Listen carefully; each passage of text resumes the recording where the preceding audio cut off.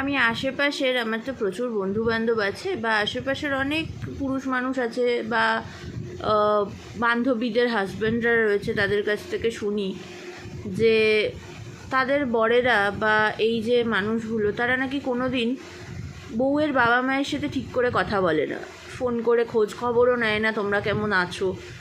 তাদের জন্য আলাদা করে কিছু করা তো দূরস্থ। যে মেয়েটা তোমার হাত ধরে বাড়ি থেকে এসেছে, সেও হয়তো বাবা মায়ের একমাত্র মেয়ে।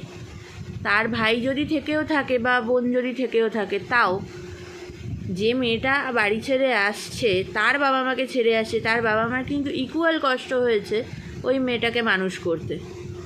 তাই আপনি যাকে নিয়ে আসছেন, আপনার কি উচিত না তার বাবা মায়েরও একটু খোঁজ রাখা? এই পুরুষ মানুষই কিন্তু বউয়ের থেকে আশা করে যে সে তার বাবা মাকে দেখবে, বাবা মায়ের সেবা যত্ন করবে, সমস্ত কিছু হাতে হাতে এগিয়ে দেবে, এত ভালো রাখবে যেটা নিজের ছেলেমেয়েরা রাখে।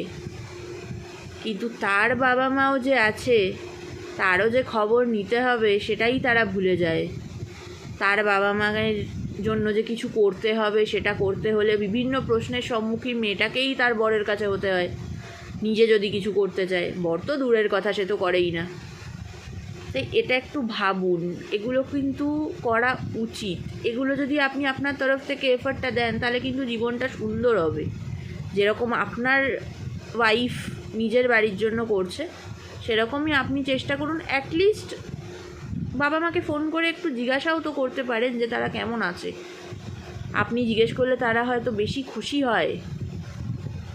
এটুকু একটু চেষ্টা করলে হয়তো জীবনটা একটু বেটার হতে পারে, তাই নয় কি?